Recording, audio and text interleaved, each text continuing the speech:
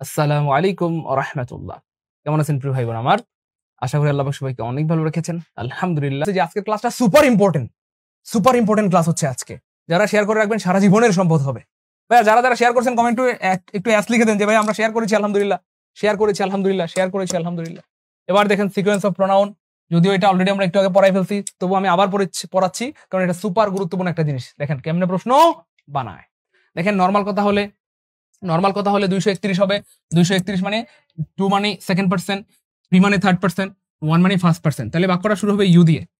দেখেন 5 মিনিট সময় দিলে, 4 মিনিট 5 মিনিট সময় দিলে একটা প্রশ্ন যে কেউ আনসার করতে পারবে।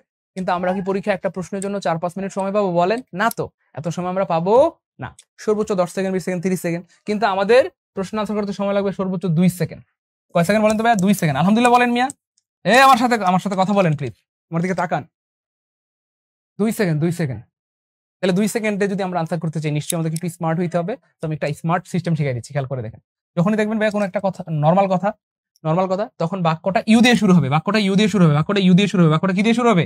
ইউ দিয়ে। বাকিগুলো দেখা দরকার নেই, শেষেগুলো দেখা দরকার নেই, কারণ প্রথমেই তারা ভুল করবে। ইউর জায়গায় দেখবেন হি দেওয়া, ইয়ের জায়গায় দেখবেন আই দেওয়া। তাহলে আমি আবার বলছি, মনোযোগ প্লিজ। আমরা 2 সেকেন্ড আনসার করবো ইনশাআল্লাহ। টেকনিক কি করতে হবে? টেকনিকটা কি? যখনই দেখবেন কোন একটা বাক্য নরমাল কথা, তখনই মানে ভেবে নেবেন যে বাক্যটা ইউ দিয়ে শুরু হবে। ইউ নাই মানে কাটা, কারণ নরমাল কথা মানে ইউ দিয়ে শুরু হইতে হবে। ওকে ফাইন, চলেন। এবার যদি দেখেন প্রিয় ভাই বোন আমার, দোষ বোঝালে সাধারণত 123 হয় বা 1 2 3 হয়। 1 মানে হচ্ছে ফার্স্ট পার্সন, 2 মানে হচ্ছে সেকেন্ড পার্সন, আর 3 মানে হচ্ছে থার্ড পার্সন। এবার প্রশ্ন হচ্ছে, যেহেতু আমাদের টার্গেট হচ্ছে 2 সেকেন্ডে প্রশ্ন আনসার করতে হবে ইনশাআল্লাহ, সেক্ষেত্রে বুদ্ধি অবলম্বন করতে হবে। বুদ্ধিটা কি বা টেকনিকটা কি? যখনই দেখবেন দোষ বোঝাচ্ছে তখন আই দিয়ে শুরু হবে বাক্যটা।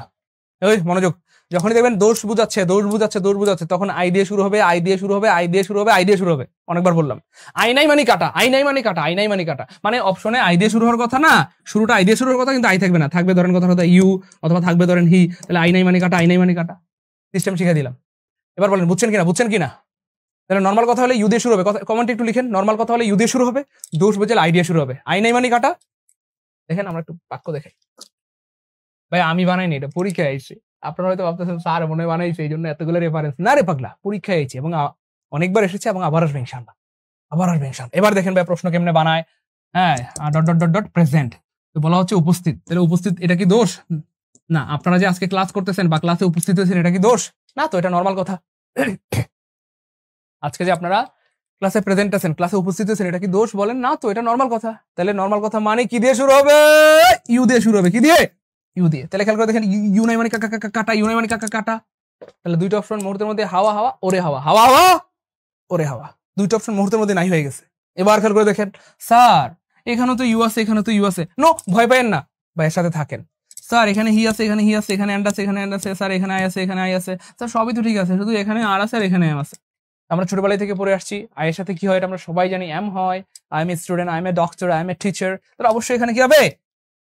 আয়ের সাথে কি হবে বলেন তো? এম হবে। তাহলে আনসার হবে সি। আনসার কি হবে? সি।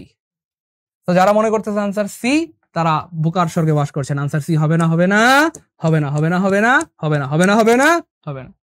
স্যার আপনি শুধু আমাদের সাথে মজা করেন, একটু আগে বললেন হবে, এখন বলতেছেন হবে না। নো, এখানে হবে না।